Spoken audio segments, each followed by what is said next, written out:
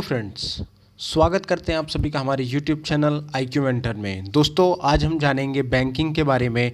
जो आपके जितने भी प्रतियोगी परीक्षाएं हैं उनमें पूछे जाते हैं बैंकिंग से रिलेटेड सवाल, जो आपके परीक्षा के दृष्टिकोण से ये वीडियो बहुत ज़्यादा महत्वपूर्ण होने वाला है। हमारी वीडियो के साथ अंत तक बने रहें। उम्मीद करता हूँ ये वीडियो आपको पसंद आएगी। पसंद आ जाए तो लाइक कर दीजिएगा, शेयर कर दीजिएगा, सब्सक्राइब कर दीजिएगा दोस्तों के साथ। अभी तक अगर आप हमारे चैनल पर नए हैं तो सब्सक्राइब ज़रूर करके जाएं, साथ ही साथ बेल आइकन भी दबाएं। हम आपके लिए रोज़ाना नए नए ट्रिक्स, करंट अफेयर्स और एग्जामिनेशन से रिलेटेड जितने भी पोर्शंस हैं, टॉपिक्स हैं, सबको हम कवर कराते हैं। तो दोस्तों, हम बैंकिंग की बात कर रहे थे, चलिए शुरुआत करते हैं बैंकिंग के बारे में। तो बैंकिंग में आप सबसे पहले आप देख रहे हैं कि बैंकिंग होता क्या चीज़ है। तो बैंकिंग एक ऐसी संस्था है जो लोगों का पैसा जमा करती है या स्वीकार करती है और इसके बदले में साख निर्माण करके अग्रिम ऋण देता है। मतलब बैंक क्या है, एक ऐसी संस्था है जो आपसे क्या करती है, आपसे पैसे लेगी, आपके डिपॉजिट्स को जमा करेगी, बदले में साख निर्माण करती है। और उसके लिए साख निर्माण करके जो आपके डिपॉजिट पैसे हैं, आपने जो पैसों जमा किया है, उसी पैसे से ही बैंक क्या करता है, आगे आपको लोन दिया करता है, ऋण दिया करता है। मतलब बैंक का काम क्या है, पैसे एक तरफ से लेना, दूसरी तरफ से पैसे को देना। ठीक है दोस्तों, भारतीय बैंकिंग कंपनी एक्ट के अनुसार देखिए क्या कहता है कि बैंकिंग कंपनी वह है जो बैंकिंग का कार्य करती है। बैंकिंग से अभिप्राय है उधार लेने अथवा निवेश के उद्देश्य से जमा रूप में जनता से मुद्रा स्वीकार करना और इसका भुगतान मांगने पर चेक, ड्राफ्ट, आदेश या अन्य किसी प्रकार से भुगतान करना। फिर से समझिएगा दोस्तों, बैंकिंग वह कंपनी है, देखिए बैंकिंग को एक कंपनी की संज्ञा दी जा रही है, कंपनी की संज्ञा दी जा रही है जो बैंकिंग का कार्य करती है। बैंकिंग से अभिप्राय है उधार देना, यानी उधार देने से अभिप्राय है, तथा निवेश के उद्देश्य से जमा रूप में जनता से मुद्रा स्वीकार करना, यानी कि जनता जो पैसे डिपॉजिट कर रही है उस पैसे को एक निवेश के तौर पे बैंक क्या करती है, पैसों को, आपके डिपॉजिट को लिया करती है और उसको स्वीकार करके इसका अगर जब आप पैसे वापस भुगतान अपना मांगते हो, पैसे जब अपना वापस लेना चाहते हो, तो आपको चेक के माध्यम से, ड्राफ्ट के माध्यम से या किसी आदेश के माध्यम से या किसी न किसी प्रकार से आपको क्या करती है, उन पैसों का भुगतान करती है। यही बैंकिंग है। अब बैंक के देखिए प्रमुख कार्य क्या है, प्रमुख कार्यों को जी समझ लिए तो समझ लिए बैंकिंग का खेल खत्म हो गया। पहला होता है जमा स्वीकार करना, यानी कि जो पैसे आप दे रहे हो बैंक में, जो आप जमा कर रहे हो, वो उसको बैंक क्या करता है, एक्सेप्ट करता है। एग्जामिनेशन में क्वेश्चन पूछा जा चुका है IBPS RRB के एग्जाम्स में कि बैंकिंग का प्रमुख कार्य क्या है। तो 4-5 ऑप्शन थे, इनमें से 4 ऑप्शन दिए गए थे और 5वां ऑप्शन था एंड नन ऑफ दीज। तो जो 4 ऑप्शन अगर इन 5 में से अगर मैच करते हैं तो मतलब वही हमारा सही होगा। पहला क्या कहता है, जमा स्वीकार करना, यानी जो पैसे आप जमा कर रहे हो उस पैसे को एक्सेप्ट करना। दूसरा क्या है, अग्रिम ऋण देना, मतलब आपको लोन देना। तीसरा क्या है, साख निर्माण करना।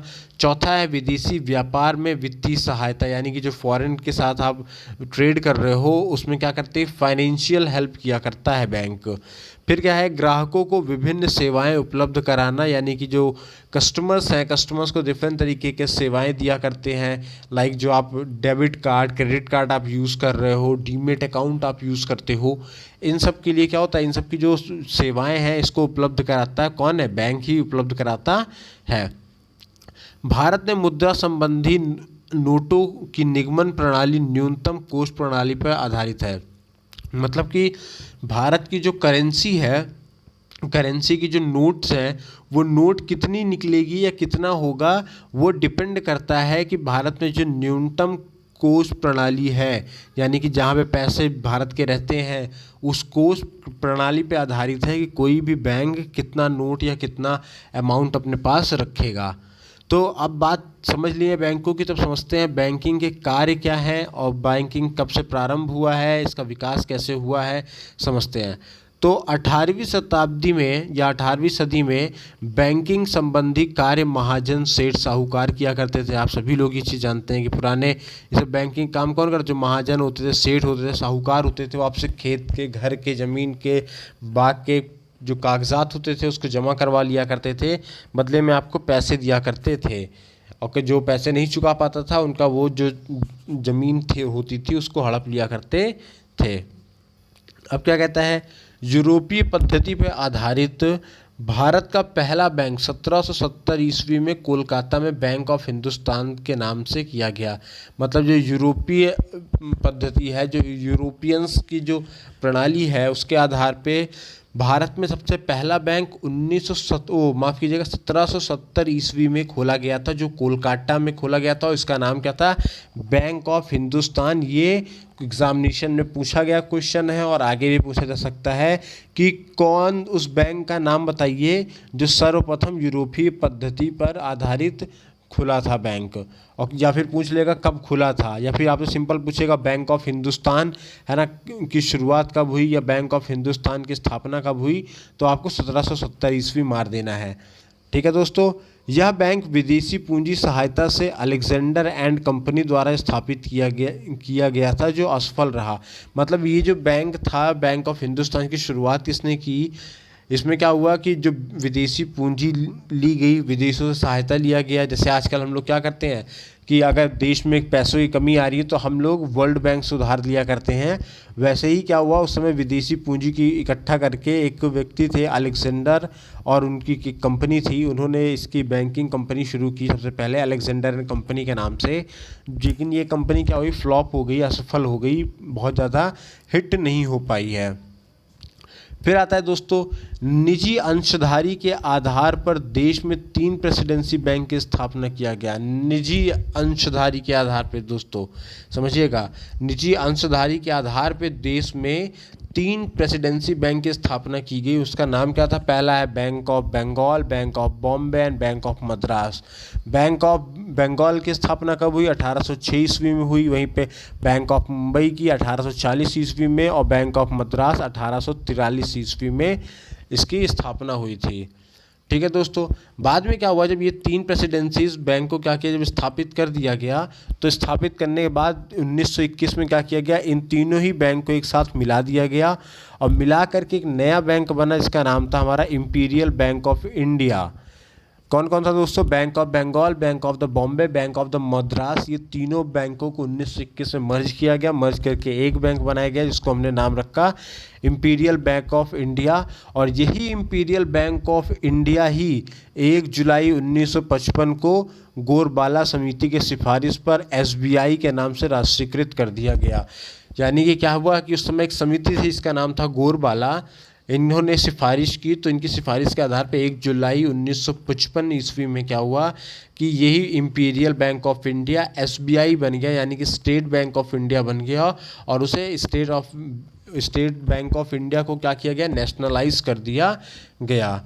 दोस्तों कई बार हमसे ये सवाल पूछा जाता है एग्ज़ाम में कि SBI की स्थापना कब हुई। तो अगर SBI की स्थापना कब हुई, तो SBI की स्थापना जो हुई है ना, वो 1921 ही मारिएगा दोस्तों। ठीक है, 1921 ही मारिएगा, क्योंकि जो इंपीरियल बैंक है, इंपीरियल बैंक का ही नाम बदला गया है। इंपीरियल बैंक का नाम बदल करके SBI रखा गया है। लेकिन अगर पूछा जाए कि कब से स्थापना हुई, तो स्थापना आप 1921 ही मारिएगा। और अगर आपसे ये पूछे कि इंपीरियल बैंक को SBI कब बोला गया, तो 1 जुलाई 1955 में बोला गया। किसकी सिफारिश पे, गोरबाला समिति के सिफारिश पर इसको नेशनलाइज कर दिया गया। कौन कौन से वो 3 बैंक थे समझ लीजिए, bank of Bengal, bank of Mumbai और बैंक ऑफ मद्रास। फिर क्या है, भारत में संयुक्त पूंजी वाले बैंकों के बारे में थोड़ा सा जानते हैं। जो मतलब उन बैंकों के नामों को हम जानेंगे जो भारत में संयुक्त पूंजी से बने हुए हैं। संयुक्त मतलब इकट्ठा या मिली जुली है ना धनराशि से बने हुए हैं। सबसे पहला जो हमारा बना था बैंक ये संयुक्त पूंजी से, वो था इलाहाबाद बैंक। इसकी स्थापना हुई थी 1865 में। देन दूसरा आता है हमारा अवध कमर्शियल बैंक ऑफ माफ़ कीजिएगा कमर्शियल बैंक ऑफ अवध या अवध कमर्शियल बैंक। इसकी स्थापना 1881 ईस्वी में हुई थी। वही पंजाब नेशनल बैंक यानी कि PNB, इसका स्थापना कब हुई, 1894 ईस्वी में हुई थी। भारत में सीमित देयता के आधार पर भारतीय द्वारा संस्थापित व संचालित पहला बैंक अवध कमर्शियल बैंक है। मतलब क्या हुआ कि ये जो सीमित देयता है, मतलब वो लोग ऐसे कस्टमर्स जो लिमिटेड अमाउंट जमा करते हैं, उन लिमिटेड अकाउंट जमा करने वालों के आधार पे ही किया गया कि भारत में सबसे पहला बैंक अवध कमर्शियल बैंक था, जिसको क्या किया गया, खुद के द्वारा संचालित किया गया और स्थापित किया गया। फिर दोस्तों आता है पूर्णतः भारतीयों द्वारा संचालित पहला बैंक पंजाब नेशनल बैंक है, यानी कि वो बैंक जिसको पूर्ण रूप से भारतीयों ने संचालित किया वो कौन सा था बैंक, आपका पंजाब नेशनल बैंक पीएनबी था। एग्ज़ाम में क्वेश्चन पूछा भी जा चुका है और आगे भी पूछा जाएगा कि वो उस बैंक का नाम बताइए जिसे पूर्ण रूप से भारतीयों द्वारा संचालित किया जाता है, तो वो क्या है आपका पीएनबी यानी कि पंजाब नेशनल बैंक है। ठीक है दोस्तों। फिर नेक्स्ट हमारा आता है कि स्वदेशी आंदोलन के दौरान देश में कुछ बैंक स्थापित किए गए, मतलब जब स्वदेशी आंदोलन चल रहा था तो उसी समय देश में कुछ नए बैंक भी आ गए सामने। पहला आया बैंक ऑफ इंडिया, यानी कि बैंक ऑफ इंडिया की स्थापना हुई, कब हुई, 1906 ईस्वी में हुई थी। वहीं दूसरा हमारा क्या कहता है, बैंक ऑफ इंडिया की बैंक ऑफ बड़ौदा की स्थापना कब हुई, तो बैंक ऑफ बड़ौदा यानी कि इसको आज हम लोग ग्रामीण या क्षेत्रीय बैंक के नाम से भी जानते हैं, इसकी स्थापना 1908 ईस्वी में हुई थी। फिर सेंट्रल बैंक ऑफ इंडिया की स्थापना 1911 में हुई। वहीं पे बैंक ऑफ मैसूर की स्थापना 1913 ईस्वी में हुआ था। फिर 1930 ईस्वी में केंद्रीय बैंकिंग जांच समिति का गठन किया गया। केंद्रीय बैंकिंग जांच का गठन किया गया। यहाँ तक बात आप समझ लिए हो। मैं जो इसमें पॉइंट्स आपको पढ़ा रहा हूँ, बता रहा हूँ, लिखा रहा हूँ, ये सब एग्ज़ाम में आए हुए हैं किसी न किसी, या फिर आगे वाले एग्ज़ाम में आ सकते हैं, इसके चांसेस बहुत ज़्यादा है। इसलिए जो मैं पढ़ा रहा हूँ इसको वीडियो को अंत तक देखिएगा और ज़रूर देखिएगा। और आज क्या होगा कि बैंकिंग को लेकर के अगर आप पुस्तक पढ़ने जाएंगे तो पुस्तक में बहुत सारा मैटर दिया होता है, तो आप उतना बड़ा मैटर तैयार कर पाना बहुत आसान बात तो नहीं है, लेकिन नामुमकिन भी नहीं है। लेकिन उतनी मेहनत करने की हमें क्या आवश्यकता है, आपको एग्ज़ाम निकालना है, ना कि पीएचडी करनी है। तो आप वही सिर्फ पढ़ें जो आपकी परीक्षा में आता है। ठीक है दोस्तों, तो चलिए अब हम लोग आगे बढ़ते हैं। ठीक है, कहता है 1930 ईस्वी में केंद्रीय बैंकिंग जांच समिति का गठन किया गया। इस समिति ने देश में एक केंद्रीय बैंक की स्थापना करने व बैंकिंग अधिनियम बनाने पर जोर डाला।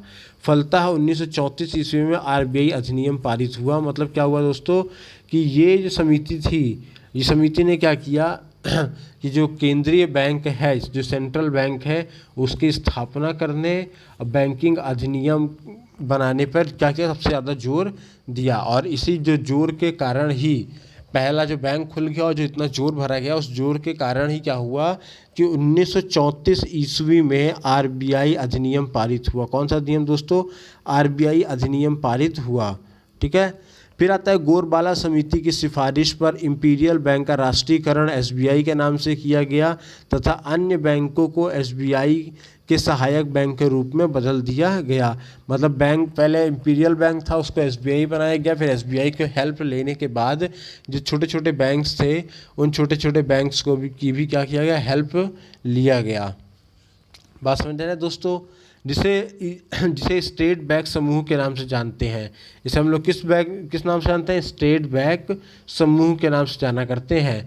तो वो क्या है उसको समझिए। स्टेट बैंक यानी कि ये 8 बैंकों का हिसाब है। 8 बैंकों का नाम यहाँ पे दिया हुआ है। पहला क्या है, state bank of Bikaner, state bank of Hyderabad, state bank of Indore, state bank of Travancore, state bank of Jaipur, state bank of Mysore, state bank of Saurashtra, state bank of Patiala. वहीं पे क्या हुआ, हजारी समिति की सिफारिश पर 14 बैंक का राष्ट्रीयकरण 19 जुलाई 1969 को किया गया, जिसकी कुल चुकता पूंजी 50 करोड़ रुपए थी। मतलब क्या हुआ दोस्तों, समझिए बात को कि इसमें क्या हुआ, जो हजारी समिति थी, हजारी समिति ने क्या किया, एक सिफारिश की 14 सिफारिश ये कि जो 14 बैंक है जिनका राष्ट्रीयकरण है, उनको राष्ट्रीयकरण कर दिया जाए। तो उन 14 बैंक सिफारिश पे क्या हुआ, जो 14 बैंक थे, माफ़ कीजिएगा, उसकी सिफारिश पे जो 14 बैंक थे, उस 14 बैंक का क्या किया गया, राष्ट्रीयकरण कर दिया गया। और वो राष्ट्रीयकरण 19 जुलाई 1969 को हुआ और इसकी कुल जो चुकता पूंजी थी 50 करोड़ रुपए थी। वही 15 अप्रैल 1980 ईस्वी को पुनः 6 बैंकों का राष्ट्रीयकरण किया गया। मतलब उसके 1969 में पहले हुआ था 14 बैंकों का, उसके बाद 1980 में क्या हुआ 6 बैंकों को और क्या किया गया, नेशनलाइज कर दिया गया। और 4 सितंबर 1993 ईस्वी को न्यू बैंक ऑफ इंडिया में का विलय पीएनबी में कर देने से राष्ट्रीयकृत बैंकों की संख्या 20 से घटकर 19 हो गई। बाद में क्या हुआ कि जो न्यू बैंक ऑफ इंडिया था, जो पीएनबी में पहले से मिला हुआ था, है ना, उसको क्या कर दिया गया, उसको राष्ट्रीयकृत कर दिया गया। तो राष्ट्रीयकृत करने से क्या हुआ, जो पीएनबी में जो संख्या में घटत आई वो 20 से घटकर 19 होती गई। फिर आता है हमारा क्या है next, reserve bank of India. Reserve bank of India क्या कहता है। देखिए दोस्तों, ये तो पहले आप इतना आप समझिए, जो मैं कहना क्या चाह रहा हूँ कि पहले आपने देख लिया बैंकिंग क्या होती है, बैंकिंग का काम क्या है, बैंक की क्या क्या शाखाएं हैं, बैंकिंग का प्रारंभ और विकास भी हमने जान लिया है। उसके बाद हमने क्या देखा है, प्रारंभ और विकास देखने के बाद क्या हुआ, जो संयुक्त पूंजी वाले बैंक थे उनके बारे में हम लोगों ने जाना। ठीक है दोस्तों, अब ये वीडियो का हमारा पार्ट 1 था। अब पार्ट 2 में हम लेकर के आएंगे रिजर्व बैंक और जितने भी बैंक्स हैं हमारे देश में, हर उस बैंक के बारे में डिटेल इन्फॉर्मेशन लेकर के आएंगे, है ना। बहुत मज़ा आने वाला है, हमारे साथ लगे रहिए, जुड़े रहिए, बने रहिए, स्वस्थ रहिए, खुश रहिए, मस्त और पढ़ते रहिए। ठीक है दोस्तों, थैंक यू।